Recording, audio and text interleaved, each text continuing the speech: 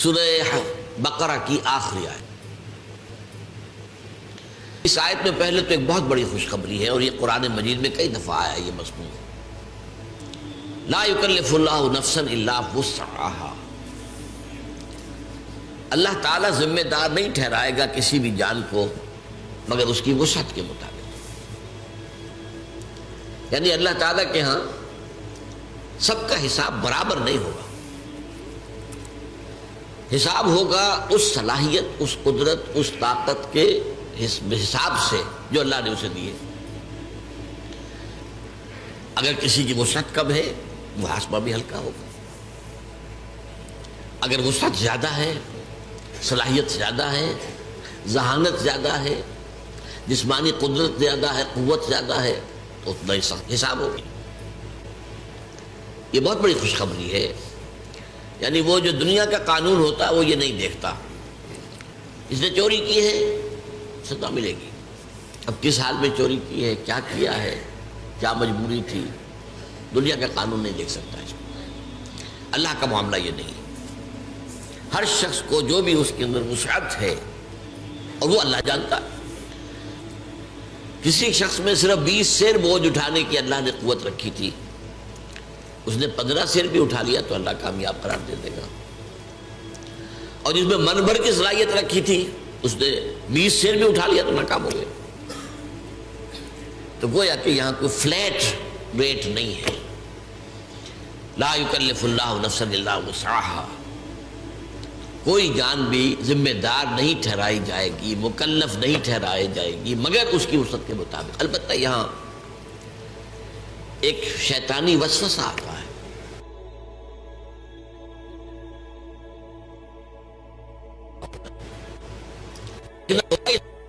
صلاحیت ظاہر ہو رہی ہے۔ اگر صلاحیت نہیں ہے تو دنیا میں بھی کامیابی نہیں ہونی چاہیے۔ دنیا میں تو آپ آگے سے آگے جا رہے ہیں، اور دین کے لیے یہ کہہ دیں میرے اندر صلاحیت نہیں، یہ دھوکہ ہے۔ اللہ جانتا ہے کس میں کتنی صلاحیت رکھی، اس کے حساب سے ہوگا معاملہ۔ اپنی امکانی حد تک آدمی کر گزرے بس، اللہ تعالیٰ کے اللہ کو معلوم ہے حساب کتنا ہے، کتنا لینا ہے، کیا ہم نے دیا تھا، کتنی قوت، کتنی ذہانت، کتنی صلاحیت کتنی ہم نے دی تھی۔ لیکن اس شیطان کے دھوپے نہیں آنا چاہیے، بلکہ یہ دیکھا جائے گا اگر آپ دنیا میں کامیاب ہیں، آپ کی تجارت جو ہے پروان چڑھ رہی ہے، پھل پھول رہی ہے، یا اور آپ اپنے پیشے کے اندر ترقی کر رہے ہیں دن بدن، تو ظاہر بات ہے کہ صلاحیت ہے۔ اب اپنے آپ کو مری ٹھہرا دینا یہ کہہ کر کہ میرے اندر تو صلاحیت نہیں ہے، یہ غلط ہے، یہ دھوکہ ہے، یہ نفس کا دھوکہ ہے، شیطان کا دھوکہ ہے۔ کہا قاعدہ اپنی جگہ یہی ہے، لا یکلف اللہ نفسا الا وسعہا لہا ما کسبت وعلیہا ما اکتسبت۔ یہ لہا اور علیہا، یہ میں نے بارہا آپ کو بتایا ہے کہ لام آتا ہے تو کسی کے حق میں جانے والی بات ہے، اور علی آ جائے تو کسی کے خلاف جانے والی بات ہے۔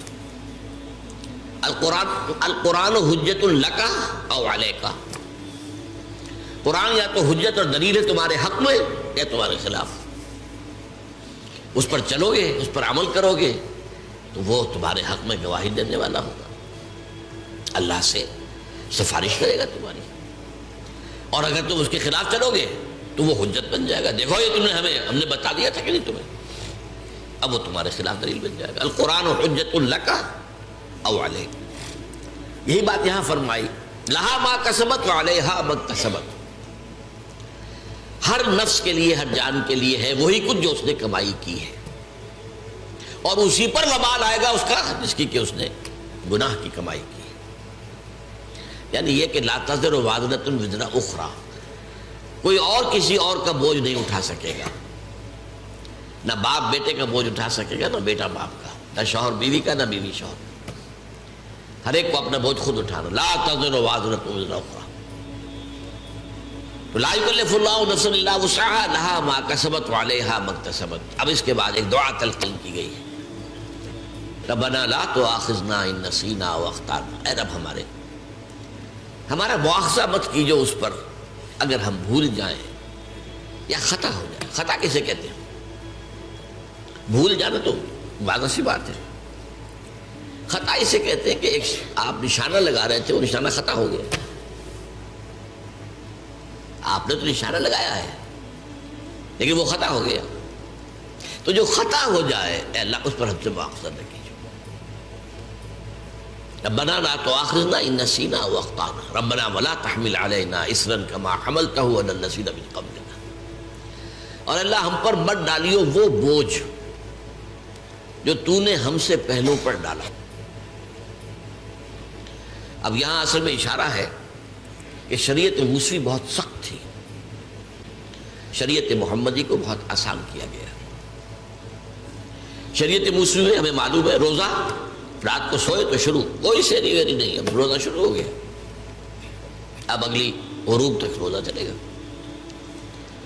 ہمارے لیے یہ ہے کہ سیری ہے، طلوع فجر سے پہلے پہلے کھاؤ پیو، آسانی کرتی.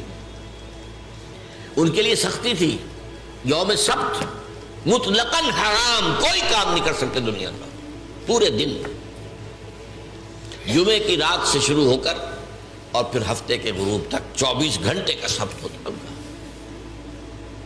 اور جو لوگ یہودی آج بھی جو پریکٹسنگ یہودی ہے وہ اس پر عمل کرتے ہیں، اپنے ٹیلی فون بھی ڈسکنیکٹ کر دیتے ہیں، کچھ نہ ٹیلی فون سنیں گے نہ ٹیلی فون کریں گے، کوئی کام دنیا کا کوئی کام، بس عبادت کرو، تورات پڑھو، وہ جو بھی اور کوئی ان کے ہاں عبادت کا طریقہ ہے نوافل ادا کرو، بس یہ کوئی کام دنیا کا.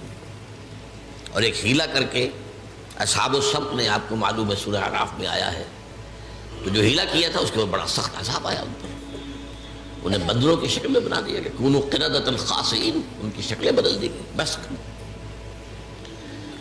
تو اس لیے شریعت موسوی بہت سخت تھی، شریعت محمدی میں آسانیاں کی گئی. اور اصول بھی حضور نے فرمایا یسروا ولا تعسروا، بھائی لوگوں کے لیے آسانی پیدا کیا کرو، سختی نہ کیا کرو. عام طور پر ہمارے ہاں رویہ کیا ہے، آپ کو تو سخت سے سخت بات کا فتویٰ دیں گے، اور خود انہیں معلوم ہے کتاب الحیل کس طرح ہیلے سے بچا جا سکتا ہے، خود ہیلوں پر عمل کریں. یہ عام ہے. ہونا یہ چاہیے کہ آپ اپنے لیے زیادہ سے زیادہ سختی کر لیں، دوسروں کے لیے آسانی، جو بھی شریعت کے اندر وہ گنجائش نکل سکتی ہے وہ نکال کر دکھائیں. یرید اللہ بکم الیسر ولا یرید بکم العسر، اللہ تو تمہارے ساتھ آسانی چاہتا، سختی نہیں چاہتا. یہ بھی روزے کے حکم کے سلسلے میں یہ الفاظ آئے ہیں سورہ بقرہ کے.